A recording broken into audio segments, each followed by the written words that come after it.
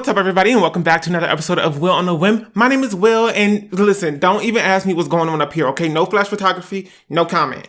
He needs some moisture. It's wash day, I'm tired, no questions. But today I just felt called to the camera to come up here and let you all know 5 reasons why your hair might not be growing, you might be stuck, okay? Like Tinashe and her music career, that's a whole different conversation. I just want to give you all the tea. A lot of people think like hair is just some mythical creature that they can't really grasp fully, but truly there are rules and regulations to this joint. Today's going to be a bit different because while I'm talking to you guys, I'm going to be pre-pooing. Whoa. Jesus Christ. Yes, I look like Black Girl from Polar Express, Lil Mama on Vacation, Felicia. But again, no questions. I'm going to be using this pre-poo from Pure Oils because like I said, today is wash day. I also have my water bottle on deck. This one's from Rev Air. I'll link a similar one down below. So you're frustrated, right? You're frustrated because your hair has been the same length for like 6 months and you're like, girl, what is going on? What's going on? Reason number 1 why your hair is not growing or is probably going to stop growing at some point is because of genetics. Okay, a lot of people forget that hair is like largely genetic. Rapunzel most likely had an auntie who was also stuck in a castle throwing her hair down for people to climb up. And if you're angry, then you can go down and get you some 25-inch Marley down at the beauty supply. So your hair literally has a life cycle, like it goes through stages. The first stage of your hair cycle is called ANAGEN. And that's when like your hair is actually growing. Your hair is connected through your hair's follicle to your like bloodstream and it's getting all of the nutrients it needs to produce protein that goes into your hair. So the ANAGEN phase lasts generally between 4 to 6 years. And I say generally because that's really an average. I think there's been cases of people's ANAGEN phases lasting like up to 10 years and as short as like 2 years for hair on your scalp. The length of your ANAGEN phase, meaning like how long your hair will actually be growing, largely depends on genetics. Like there are some people who have hair growing out of their head for 10 whole years, whereas others might have hair strands that grow for 2 years and then kaput, sis, that's it. So if you start thinking about it, there really is a cap to how long your hair can grow, which sort of depends on how fast your hair is growing throughout the ANAGEN phase. And how fast your hair is growing versus for how long your hair gets to grow is also depending on genetics. Some people grow hair faster than other people. It just is what it is. So when you're sitting there comparing your hair and how fast your hair is growing to everybody else's, it's like not really useful. What you can do, however, is focus on maximizing your growth potential. And some of the ways in which you can do that, which I'll talk about later, is like not being stressed out, okay, and eating correctly. Give your hair those nutrients and do a little woosah. Both of those things are things that you can typically control that helps boost your hair growth. I literally think that there's 0 studies that say that you can speed up your hair growth. No matter what these products or marketing tells you, girl, it's just not possible. Those things can help you strengthen your hair strands and help your follicle along, but they won't necessarily speed up your hair growth, all based on genetics, sis.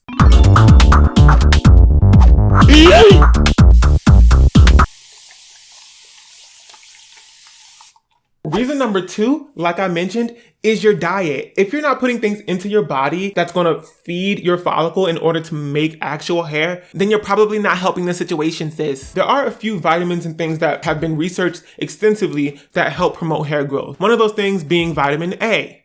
Vitamin A helps contribute to the natural oil that comes out of your scalp. There's B vitamin, which isn't necessarily a vitamin. I think it's more like a derivative of a vitamin. One of the most infamous B vitamins out there is biotin, okay? Biotin is just that, girl, okay? You need it in order to grow your hair. You can get biotin generally just through a regular diet because it's in a whole bunch of foods, but you can also take a supplement. But typically a biotin supplement is not gonna do anything for you, okay? If you're already getting that stuff through your diet. If you're getting biotin and you aren't biotin deficient, then you're not gonna have any like visible results when you take biotin. Another vitamin that you need is vitamin C, okay? Vitamin C goes into making the collagen that helps support the structure of your hair strands. Juice, you can get it from so many different things. Again, you can take it as a supplement, but if you already have it in your diet, there's no need. You also need vitamin D. Vitamin D actually, apparently, like nobody really knows why you need it for your hair growth. Like they don't know, they can't connect the dots, but they do know that people who suffer from hair loss are also deficient in vitamin D. So it's also important to just get your vitamin D, sis. You also need vitamin E, iron, a little bit of zinc, and a whole bunch of protein, okay? Which is not hard for people who eat meat. no more chicken. But if you are vegetarian like me, or if you're vegan, you definitely should be taking a supplement of some sort, or just finding different ways to get protein in your diet. Hop on the quinoa train, sis. So the third reason is that you should probably just be gentle with your hair. Don't be fooled by all these people up here on the YouTube who are just like, let's just get this twist done. Take your time, be gentle, because you could be causing unnecessary breakage and shedding. I noticed this a lot when I was first starting out with protective styles during my hair journey. It went from worse to worse, sir. I was trying to be real tight at the roots with it. I wanted everything to be cut, cute, pristine. But I noticed that that caused so much shedding and also a whole bunch of breakage. The hair strands on your head aren't like some invincible thick piece of rope that just won't break. They're pretty fragile, and it's obviously going to vary from head to head based on how thick your hair strands are. But in general, it's important to be gentle. Also, you got to recognize that the ends of your hair are so much more fragile than probably any of your new growth. Those ends have been exposed to the rustle and bustle of your daily life for a longer periodically time than the new growth has. So it never hurts to show some extra love to your ends. Speaking of extra love, I ain't gonna never stop loving you. reason number 4, why your hair is just stuck, okay? Stuck like a politician on a simple question. You probably have not achieved like a moisture protein balance. This is something that I don't hear too much about, but I think people are starting to awaken to it. Hello? You do a protein treatment and your hair is like crunchy afterwards. Oh my God, what happened? You left some deep conditioner in your hair overnight. You woke up and your hair was all mushy. Oh my God, what happened? Chances are you threw off your moisture protein balance. So your hair, like I said, is made up of protein. I'm also detangling just a little bit just to let you guys know. Your hair strand's protective layer is made up of protein. Every time you soak your hair with water and put moisture in it, your protein shell, it's called the cuticle, it swells. And that puts a lot of pressure on the walls of your hair cuticle. So over time, if you continue to do that, it sort of weakens the protein structure. It makes it more elastic, which a little bit of elasticity is great, but a whole bunch of it, sis, no.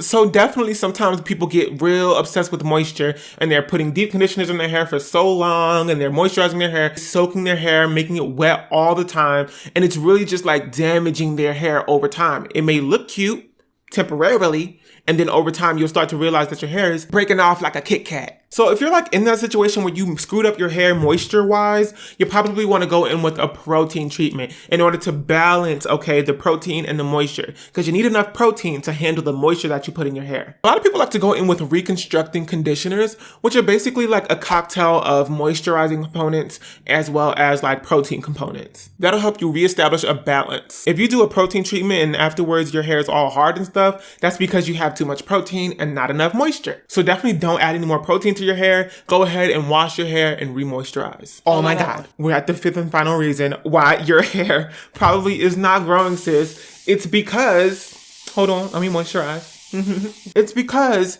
you're not wearing your satin bonnet at night. I keep telling you to put on your satin bonnet, to get yourself a satin pillowcase, to do something, sis, to protect your hair at night. There is a whole 6 to 7 to 12 hours for some of us, God bless, where your hair is just going unprotected. You're twisting, you're turning, and you're dragging your hair along a cotton pillowcase. It's sucking up all the moisture. Your hair's getting pulled this way, your hair's getting pulled that way. You're basically in the Knuck If You Buck music video. You have to protect your hair at night. I personally have a few pillows over here. Everybody always asks, like, what the heck are your actual pillows that you sleep on? Because these are just throw pillows. They're just, you know, there to be cute. But I have a whole basket over here full of like my pillows and stuff. And I have a satin pillowcase. I also have a satin bonnet. Not necessarily a bonnet, but sort of like a cap. And I also have silk scarves. I'll list all of the things that I got because I got them all on Amazon. I'll list them all down below because, sis, it's time for you to actually start protecting your hair at night or else your hair will break. Okay?